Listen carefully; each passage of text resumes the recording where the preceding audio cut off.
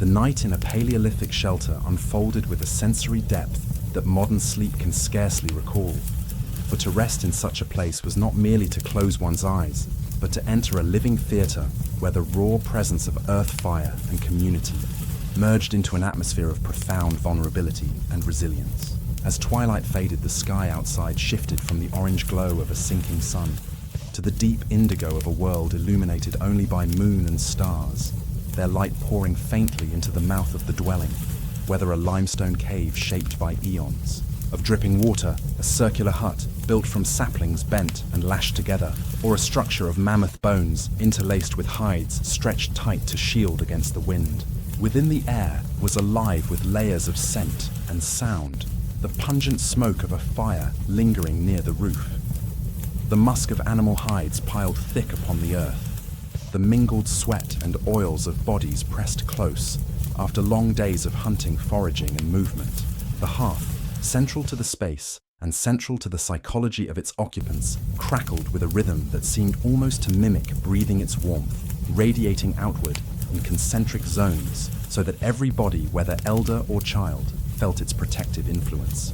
This fire was not simply practical. It was spiritual armor, a living barrier against the darkness, a source of light that transformed the incomprehensible void of night into something tangible, manageable, almost domestic.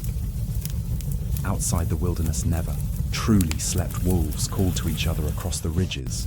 Owls issued haunting cries, and branches cracked under the weight of creatures whose silhouettes might pass just beyond the entrance. Each sound was carried into the minds of the group, filtering into their dreams, their subconscious shaping visions of danger or safety according to the rhythms of the fire and the collective heartbeat of those around them. To sleep here was to surrender, but surrender under guard, for one never lay entirely free of awareness. Rather, one lay curled against the hard earth softened with pine needles or grasses, layered hides cushioning bones, while instinct kept one ear half attuned to the shifting symphony of the night. Bodies did not sprawl in solitude, but nestled tightly, forming a living knot of warmth and protection. Each person's position chosen according to age, strength, or responsibility. The perimeter guarded by the hunters, the core reserved for mothers and infants, while the elders rested near the flame where warmth and honor converged. The experience of drifting into slumber was communal, not solitary, and this intimacy shaped not only survival but psychology. The reassurance of another's breath against one's back, the rhythm of a child's whimper soothed by a parent's hand, the occasional murmur of a story whispered into the dim glow before silence settled fully. Even silence was not absolute, for the cave amplified the smallest sound, a cough, the shuffle of feet, the crack of wood upon embers, stirring the interior into a resonant chamber where every act seemed larger, more permanent, echoing into the dreams of those half asleep. This was sleep as process, as ritual. Before lying down, hides were rearranged grasses, fluffed embers, fed ashes drawn into patterns that may have carried symbolic meaning, boundaries of safety, marked through gesture as much as through material. The transition into night was deliberate, an acknowledgement that to sleep was to place oneself at risk, and therefore to summon every available defense, stone walls, glowing fire, human closeness, and belief in unseen protections invoked through ritual. In this context, rest became more than biological necessity. It was a collective act of survival, a nightly rehearsal of trust between body and environment, self and group. To close one's eyes in that world was not an act of luxury, but of courage, a small defiance against the chaos outside, a surrender made possible only through the fragile web of cooperation that bound the group together. The first phase of the script therefore begins with this moment of descent, the moment when day gives way to night, when the external world is shut out by walls and fire, and when human beings, vulnerable yet ingenious, carve a space of refuge within the vast uncertainty of prehistory. When the last traces of daylight dissolved and the tribe settled deeper into their shelter, sleep did not descend as a single unbroken block, but instead as a sequence of phases, a rhythm sculpted by both biology and environment, a pattern scholars today call segmented sleep. Though, for Paleolithic people, it was simply the natural course of the night. Unlike modern rest, which is stretched and compressed into a single uninterrupted 8-hour span, under the glow of artificial clocks and lights. Prehistoric slumber moved in waves with intervals of wakefulness that were not interruptions but essential elements of survival and meaning. The human body, tethered directly to the shifting balance of darkness and firelight, aligned itself with lunar cycles, with the cooling of the air, with the whispers of wind, or the distant calls of predators that echoed through valleys and forests. The first phase of rest often arrived soon after dusk, a heavy restorative descent, when muscles relaxed and breathing deepened, when the heat of the fire and the warmth of clustered bodies lulled minds into a semi-trusting state. In these earliest hours, safety was at its highest, embers glowed bright. Predators had not yet drawn close, and fatigue from the labor of the day pressed most into unconsciousness. Yet after several hours, often around what we would call midnight, eyes opened again, not in panic, but in natural rhythm, as brains lifted themselves from the depths of sleep into a liminal state where awareness returned without fully discarding the softness of rest. This period of wakefulness was communal, shared by multiple members of the group, and it was during these hours that bonds were reinforced in subtle ways. Sembers stoked hides, adjusted children, checked quiet conversations, held in low voices that threaded intimacy into the silence. To wake in the middle of the night was not a cause for frustration, but an opportunity, a pocket of time where vigilance was exercised, where quiet rituals unfolded, where minds reflected on dreams or memories, with clarity sharpened by the stillness around them. Some may have stepped toward the cave entrance to listen, their eyes adjusting to the faint light of stars' ears, straining for the rustle of movement in the brush, the hoot of an owl, or the steady trickle of a nearby stream. Others may have whispered, stories retelling the events of the hunt, the patterns of the sky, or the teachings of ancestors, whose presence was felt most keenly when the world outside was veiled in mystery. It was a time not merely of watchfulness, but of imagination and meaning-making, when the human mind, suspended between wakefulness and dream, processed the complexities of survival into symbols, myths, and strategies. After such intervals, rest returned, again a second descent into slumber more dream-rich than the first, often carrying visions shaped by the voices, stories and fears stirred during the waking interlude.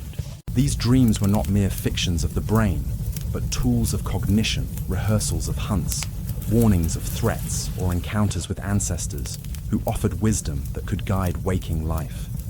Thus, Paleolithic sleep was a dance between depths and surfaces, between unconsciousness and awareness, calibrated to balance the necessity of restoration with the demands of survival in a world where danger could never be ignored for long. From a physiological perspective, this segmented rhythm allowed the body to regulate hormones more evenly: cortisol rising gradually before dawn, melatonin ebbing with the glow of firelight or moonlight, the nervous system alternating between states of vigilance and deep restoration. From a psychological perspective, the intervals of wakefulness embedded trust into the group, ensuring that eyes were always open, ears always attuned, that no predator could catch the tribe fully unaware.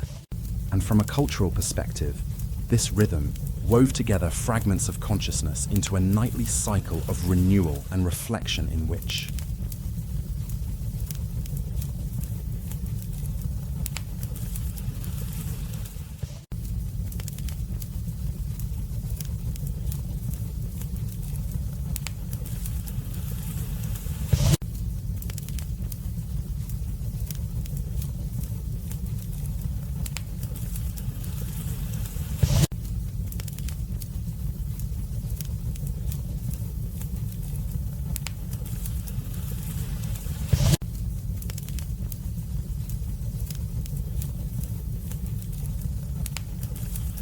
the tribe not only preserved life, but also nurtured the beginnings of myth, memory, and meaning.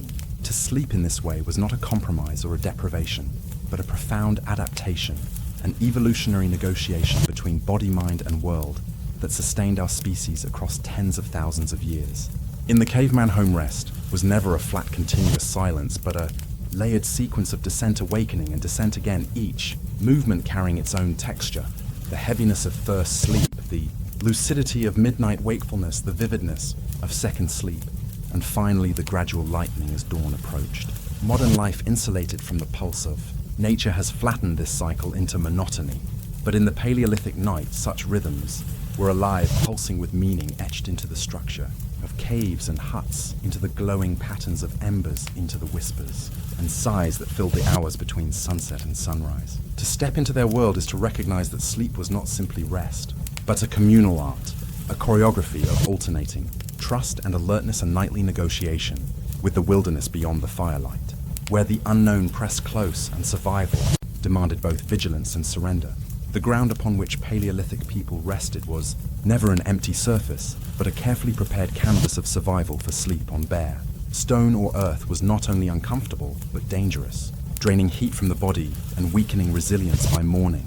Long before permanent agriculture or constructed furniture, early humans learned to shape the earth beneath them into something protective, layering the soil with reeds, grasses, pine, needles and leaves gathered from nearby groves. These natural mattresses, far from decorative, provided crucial insulation, creating a barrier between fragile skin and the chill of the ground, where dampness could seep upward and invite illness. Archaeological traces of compacted plant matter in caves across Europe and Africa reveal that such bedding was not a rare luxury, but a deliberate innovation, evidence of forethought and adaptation that transformed raw environments into livable homes. Over these plant layers, animal hides were spread supple or coarse, depending on the creature that had been hunted: deer, bison, aurochs, reindeer, even mammoth, one carrying the scent of its life and the memory of the hunt that had secured it. The tactile qualities of these hides varied: some thick and rugged, their hair still clinging in patches; others softened through scraping and wear, becoming pliant enough to wrap around a sleeping child or line the shoulders of a weary hunter. Each hide was more than fabric. It was a trophy of survival, a symbol of conquest over the very dangers that prowled beyond the entrance of the cave. To sleep upon such a surface was to lie cradled in the material proof of triumph, reassured by the physical closeness of what had once been a threat. Yet the bedding was not neutral. It carried with it odors of animal fat, smoke from fires used in preparation, the musk of sweat absorbed over countless nights. These scents mingled into a sensory atmosphere that modern noses might find overwhelming, but for Paleolithic people, they were signals of continuity, reminders of safety, family, and home. The rustle of dried grasses beneath shifting bodies created a subtle rhythm, a natural lullaby that echoed faintly against stone walls, blending with the crackle of embers and the sighs of breath. Comfort in the modern sense did not exist. There were no cushions, no uniform softness, only the layered textures of earth and hide. Yet this tactile reality shaped both the body and the mind. Bones pressed against uneven surfaces, muscles learned to adapt to firmness, and postures curled into fetal forms that conserved heat and mimicked the protective embrace of the womb. The sleeping arrangement itself was a social map. Those closest to the fire, often elders whose bones needed warmth or whose status demanded honor, lay at the center where hides were thickest and the ground driest. Mothers with infants nestled nearby, shielded on. Multiple sides, hunters and guards occupied the perimeter, their bodies angled toward the cave's entrance, every movement tuned to potential intrusion. Position was not random, but symbolic, a nightly rehearsal of responsibility and trust that shaped identity even during unconsciousness. To lie on the edge meant vigilance. The willingness to wake at the snap of a twig, or the shifting of air. To lie at the center meant dependence and care, the recognition that others would shield you. Thus the bed was never individual, but collective, a woven ecosystem of plant fibers, animal skins, bodies, and roles, each layer contributing to survival. The psychological effect of this communal sleeping ground was profound. Warmth was amplified, anxiety diminished, and social bonds reinforced through the physical intimacy of touch and proximity. Children fell asleep hearing the steady heartbeats of parents, elders found comfort in the weight of kin nearby, and hunters drew reassurance from the knowledge that their strength was part of a larger circle.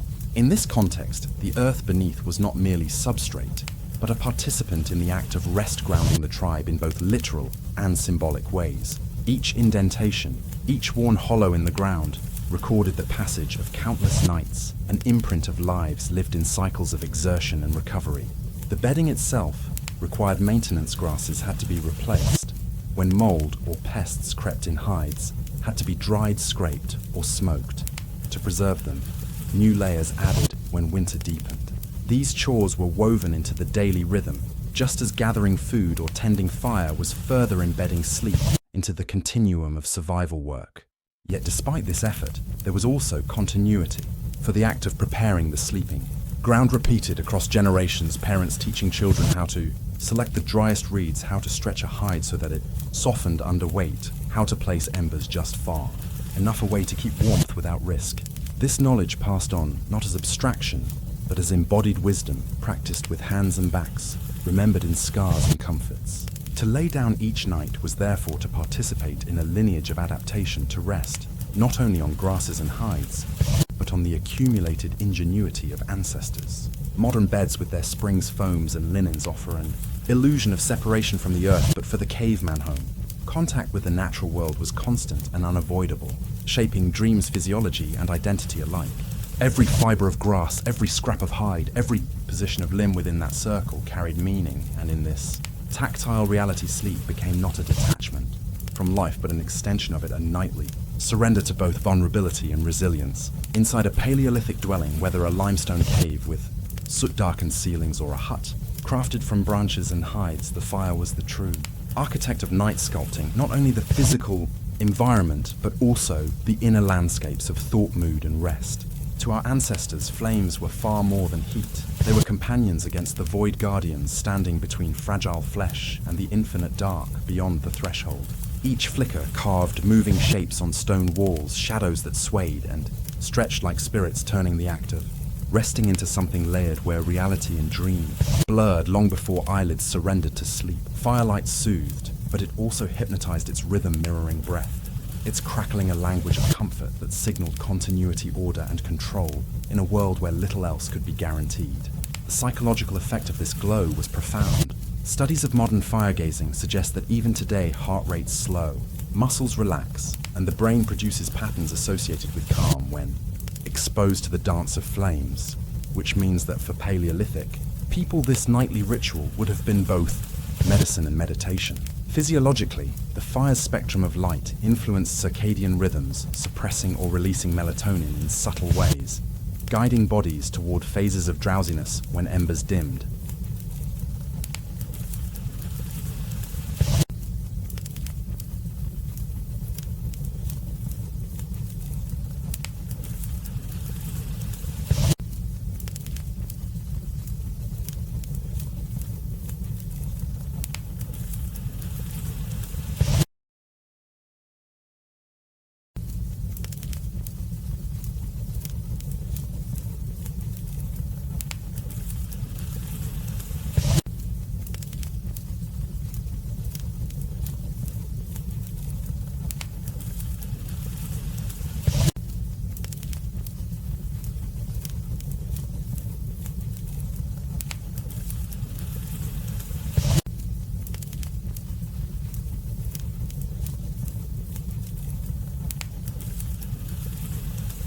And alertness when flames flared, creating a natural clock without numbers or bells. But beyond biology, fire carried spiritual weight. It was a threshold, a liminal presence, alive, yet not alive, consuming, yet giving, dangerous, yet protective. To sleep by its side was to enter into a pact with an element that could both preserve and destroy, and so its tending became sacred work. Archaeological evidence reveals rings of stones, arranged to contain flames-charred bones layered in deliberate order, blackened. Ceilings speaking of smoke that spiraled upward for centuries, each layer of soot a record of countless nights where families gathered close. The smells of burning wood, of fat dripping onto embers, of smoke curling into nostrils formed a sensory cocoon that defined the space as safe, warding off insects and predators, cloaking human scent from sharper noses outside. Even the simple act of arranging fuel placing, dry twigs, then thicker branches, then logs, was imbued with care, for a poorly tended fire could mean shivering through the night, or worse, being exposed to creatures bold enough to creep toward the shelter's mouth. The fire's placement at the center of the dwelling shaped everything. Bodies radiated outward like spokes, hierarchies reinforced by proximity to heat, with elders near the middle, infants protected in their warmth, guards awake at the edges where the glow softened into darkness. This circular arrangement mirrored cosmology, with fire as sun hearth, as axis, and human life orbiting around it. Sleep thus unfolded within a carefully choreographed atmosphere of light and shadow, warmth and cold, safety and threat. Rituals often clustered around fire. Before rest, stories recited chants, Hummed patterns traced in ash eyes locked upon the shifting blaze as minds drifted into altered states that prepared them for dreams. Anthropologists suggest that such gatherings were seeds of culture, for the fire's hypnotic effect expanded. Attention spans encouraged narrative and allowed memory to flourish, making it the cradle not only of sleep but of storytelling, of shared myth, of the very consciousness that would carry humanity forward. Within its light, time itself felt altered. Minutes stretched as embers cracked slowly. Hours shrank into the dance of flame and smoke. Night became less a void to fear and more a stage upon which safety could be enacted. To extinguish the fire completely was unthinkable, for darkness without its glow meant surrendering the boundary that defined home. Thus, even in slumber, someone always listened for the hiss of fading wood, always stirred to poke a branch to feed the guardian. The fire did not simply illuminate, it taught vigilance, cooperation, and care, weaving these lessons into the very structure of rest. Dreams born by its side were painted in its palette, red-arranged warmth shadows stretching like ancestors on walls, sparks rising like spirits escaping into the night sky. In this way, fire shaped not only the body's readiness for sleep, but the very fabric of the dream world that sleep invited. The hum of flames mingled with breath smoke curled upward, like a ritual offering, and the night became bearable, even beautiful, because the fire transformed the unknown into the familiar. It was the pulse of the Paleolithic home, and to fall asleep within its glow was to surrender into a sanctuary of heat, shadow, and story, where every ember was a promise against the void. Night in a Paleolithic dwelling unfolded as a complex symphony of sound, never quiet, never empty, but alive with layers of meaning that shaped both vigilance and rest, a living soundscape that cradled the sleeper even as it reminded them of their fragility. Beyond the protective circle of the fires, glow the wilderness carried its voice across valleys, forests, and stone. Wolves lifted their calls in long, wavering howls, not random noise, but messages to one another, markers of territory or signals of the hunt, and these sounds carried for miles, rolling like waves that seemed to press against the walls of the cave. Owls called with deep, hollow tones, their rhythm like a metronome of darkness, punctuated by the high-pitched squeaks of bats darting in sudden swarms through the night air. There was the sudden bark of a fox, sharp and startling, followed by silence, then the restless groan of branches bending under wind, or the crash of a pine cone striking stone. Each of these sounds bore information to the attuned ears of human beings who had spent their lives immersed in such signals. The brain learned to separate the distant and harmless from the near and urgent, trained by countless nights of vigilance. A twig snapping nearby could jolt the half-asleep into awareness, while the constant croak of frogs or the rhythmic trill of insects faded into background, their persistence transforming danger into familiarity and familiarity into calm. The wilderness sang, and it was both threat and lullaby, and the people within the shelter could never afford to forget either. Inside, another layer of sound took hold, one woven from human presence and firelight, more intimate, more grounding. The fire at the center of the dwelling was never silent. It lived, hissed, snapped, and whispered as wood cracked and sap spat its pulses, as reassuring as a heartbeat. That sound was the anchor of safety, proof that warmth endured, that predators feared to cross the threshold of light, that life was defended by flame.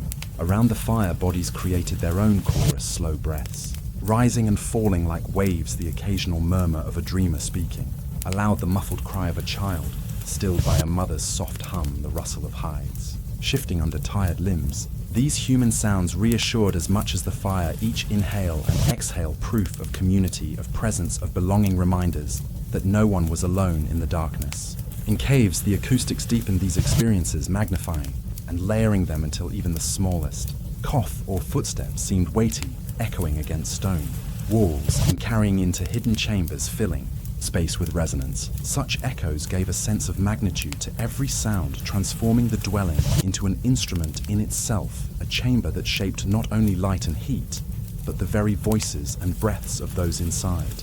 Hunters sleeping at the edge of the circle shifted deliberately, making their movements audible, a subtle signal that vigilance was awake at the boundary, while elders near the fire sometimes muttered in half-sleep words lost to the air, yet felt as markers of continuity.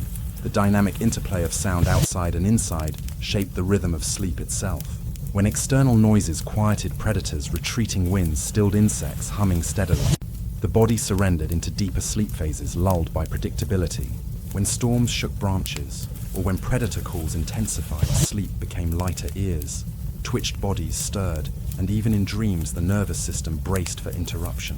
This constant modulation meant that rest was never absolute, but it was functional, shallow enough to sense threat, deep enough to repair muscles and mind. And though modern ears might find such a restless environment unsettling, Paleolithic people experienced comfort in its very constancy, for silence was more dangerous than noise. Silence meant absence of fire, absence of breath, absence of life. Within this auditory world, there was also beauty, an almost musical richness that could soothe and shape imagination. The crackle of fire in rhythm with breathing, the steady hum of insects layered beneath the faint drip of water over stone, the low rumble of wind across hills, all fused into an enveloping harmony, not unlike the soundscapes humans create today with recordings of rainfall, ocean waves, or forests. It was not quiet, but it was immersive, and in that immersion the nervous system found calm. For children, these nightly sounds became memory anchors. The creak of their father's shifting bones, the sound of a sibling's sleepy sigh, the murmur of elders weaving story fragments into the night. For adults, they were reinforcement of belonging, of knowing that every sound, however, hall of survival, comfort and culture tuned by the wilderness outside and the humanity within.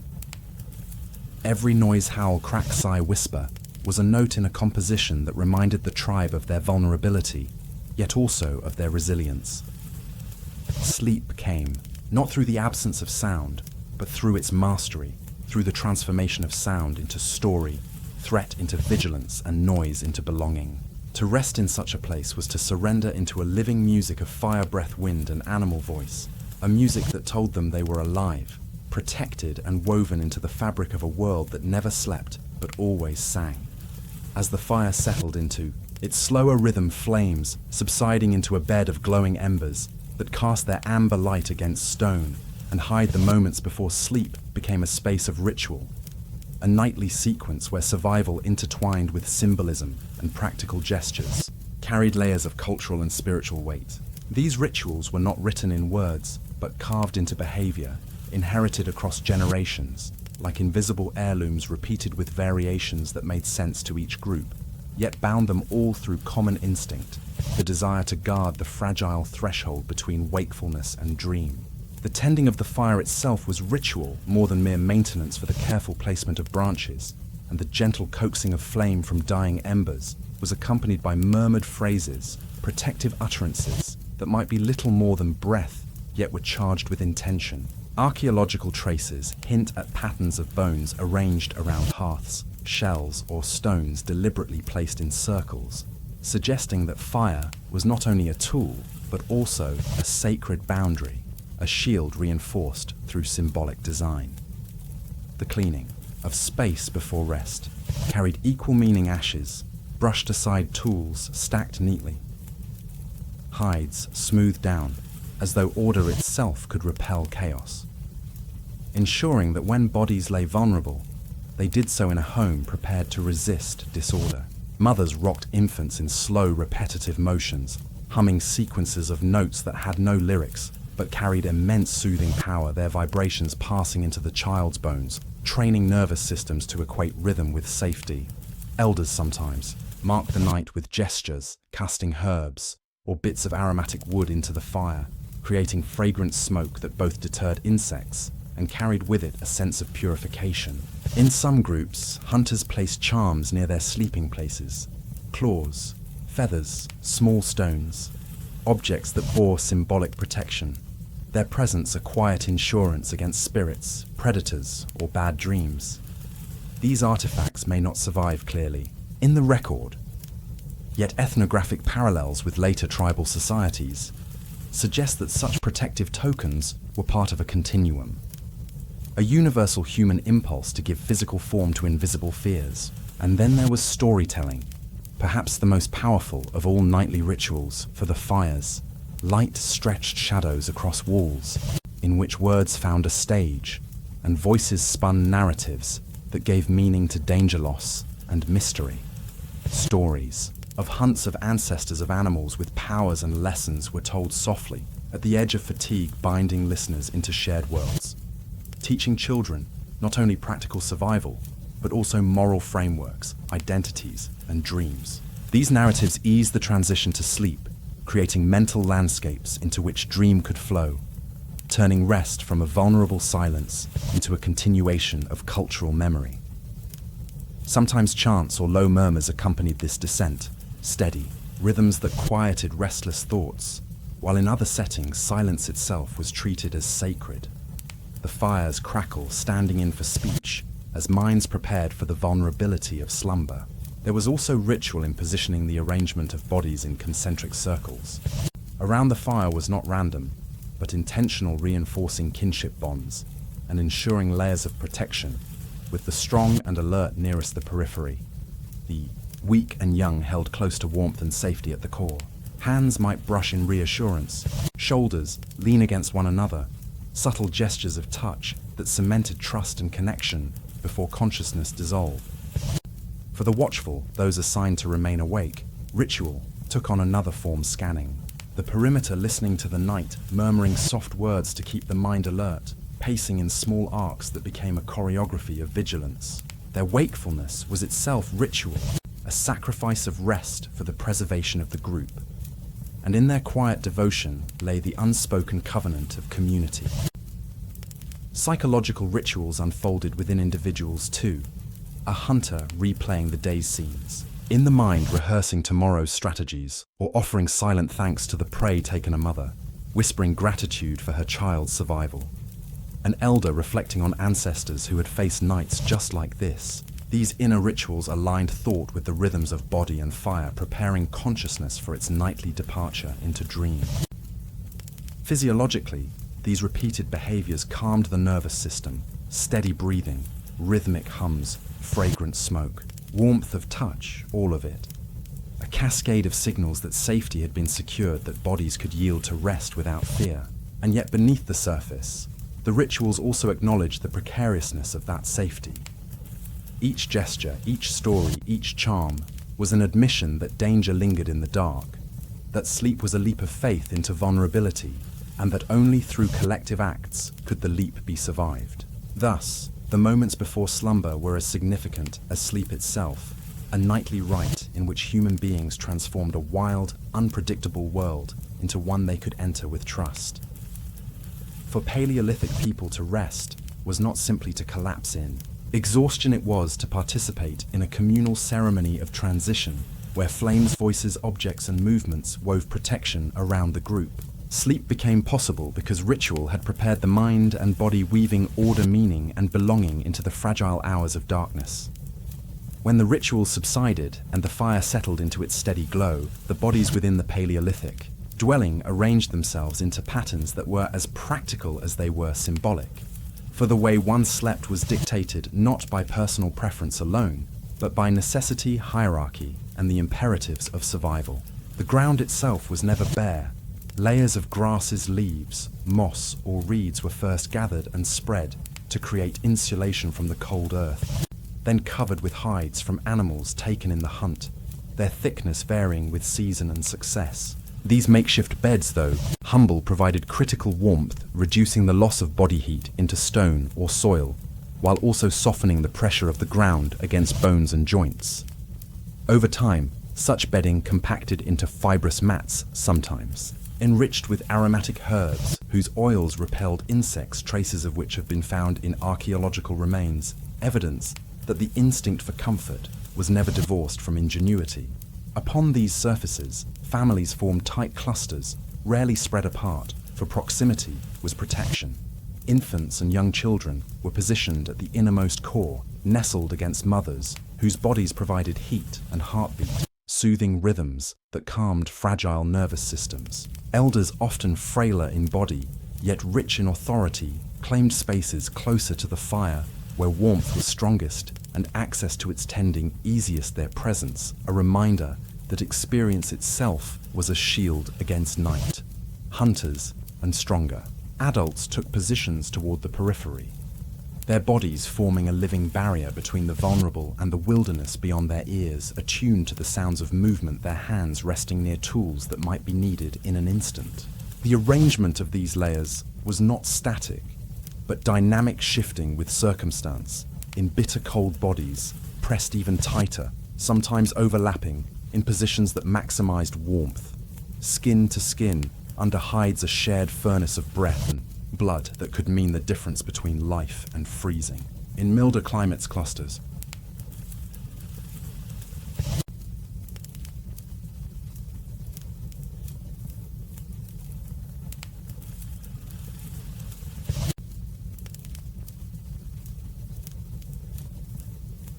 loosened individuals rolled more freely, though always within reach of others. For isolation in the Paleolithic night was unthinkable, as much a psychological danger as a physical one.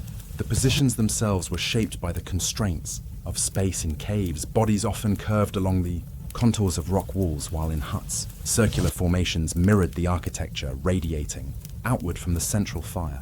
Postures were rarely stretched and relaxed in the modern sense. Instead, knees bent, arms drawn inward, bodies curled into protective forms that conserved heat and reduced exposure of vulnerable organs. Such curled positions, habitual across countless generations, shaped bone and muscle, encouraging flexibility and endurance. Archaeological evidence from wear patterns on joints suggests that sleeping curled upon natural bedding placed stress on hips, knees, and shoulders, yet also cultivated resilience training bodies to endure hard surfaces. The distribution of sleepers reinforced social bonds as well. Proximity signaled intimacy or kinship, while distance reflected rank tension or the need for vigilance. To press close to another was an act of trust, a wordless acknowledgement that warmth and safety were shared, and the absence of such closeness could signal estrangement. Over time, these nightly arrangements encoded social memory, teaching children not only where they belonged, but also who guarded them, who whispered to them, who reached for them when nightmares stirred. Sleep was communal choreography, a collective posture that reinforced identity. Physiologically, such clustering altered breathing rhythms, heart rates, and thermal regulation. Modern studies of co-sleeping reveal that bodies in proximity synchronize in subtle ways, and it is likely that Paleolithic sleepers shared these entrained rhythms, drifting into sleep as a group, rather than as isolated individuals. This synchrony may have reduced stress, lowered cortisol, and deepened phases of rest, proving that intimacy was not merely sentimental, but a biological strategy. The bedding materials themselves carried scents of earthgrass, animal, and smoke, saturating the senses with familiarity, while hides absorbed warmth and released it, slowly prolonging comfort through the night. Yet these arrangements also carried risks: parasites nestled in furs, bites from insects hidden in grasses, respiratory strain from constant exposure to smoke-filled chambers. To counter these, bedding was periodically renewed. Hides, shaken out mats, shifted an act, both hygienic and symbolic, a renewal of the foundation of rest. Still, despite discomforts, the essential achievement was survival, and the arrangement of bodies within the home was the nightly execution of a strategy refined by millennia. To lie down in such a place was to surrender, not as an individual but as part of a living network, one's body serving as warmth for another one's, breath blending with the group, one's ears half open to the night. The sleeping arrangement was itself a silent pact: I guard you as you dream, and you will guard me in turn. In this pact lay the foundation of trust that held bands together, a trust renewed each night by the choreography of fire-bedding posture and proximity. Sleep was not escape, but a communal state of resilience, a posture against oblivion, a reminder that even in unconsciousness, survival was shared. When bodies finally surrendered to stillness, and breathing deepened into rhythm, the caveman home became a place not only of rest, but of passage. For sleep was never just absence, but a realm, filled with visions, a territory as influential as the waking world, and in the Paleolithic night dreams carried weight beyond mere illusion. The physiology of the dream state stirred in cycles, as brains even then slipped into phases of rapid eye movement, where neurons fired in bursts, memories replayed, and fragments of experience merged with invention. For those gathered around the fire, dreams provided rehearsal survival laboratories of the mind, where the day's hunts, escapes, and dangers were reenacted in symbolic form, sharpening reflexes and embedding lessons. A hunter might dream of a stalking predator, heart racing, as if it were real muscles twitching in preparation, and though no beast entered the cave, the body awoke better trained for vigilance. Children too dreamed intensely, their small bodies rehearsing roles they would one day inherit, chasing phantom deer, climbing unseen cliffs, or shadowing elders in visions that built identity. Yet dreams were never only practical, they were also gateways to the unseen, to ancestors' spirits and forces too vast to grasp in waking. Firelight that lingered in the eyes before sleep reappeared in dreamscapes as glowing figures, while the sounds of night seeped into visions, a wolf's howl, twisting into an encounter with a shadowed being, a dripping cave echo, transforming into a river that flowed through the dream world. The porous boundary between waking perception and dream imagery meant that the night was a continuous tapestry with no hard divide between what was real and what was conjured within. Dreams thus became communal currency recounted at dawn in whispers, analyzed by elders who sought meaning, interpreted as omens or lessons. A dream of abundant prey could be taken as guidance for the hunt. A dream of fire extinguished might stir collective caution. A dream of an ancestor's voice could shape decisions for the day.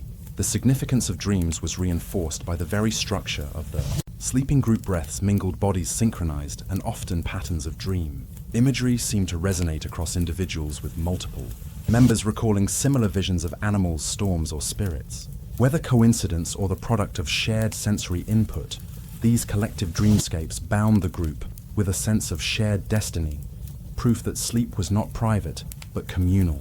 Cultural memory itself may have been fertilized in dreams, for myth grows out of the strange fusion of memory and imagination, and every night visions gave birth to proto-stories that by morning hardened into tales told by the fire. Dreams also offered psychological healing, a space where grief could be revisited and softened, where the faces of the lost could be seen again, offering comfort, continuity, or warning. The emotional weight of dreams, intensified by the vulnerability of sleep, shaped the way individuals processed fear, longing, and hope. To awaken from a dream of being hunted was to rehearse courage. To awaken from a dream of abundance was to feel the drive of purpose. To awaken from a dream of ancestral presence was to feel bound to lineage. Physiologically, these experiences refreshed the brain, consolidating memory, sharpening problem solving, and regulating emotion. Yet within the Paleolithic context, they also infused daily life with meaning. No dream was dismissed as trivial. Each was a message, a fragment of a larger dialogue between the human mind and the unseen universe. In this way, dreams served as bridges between day and night,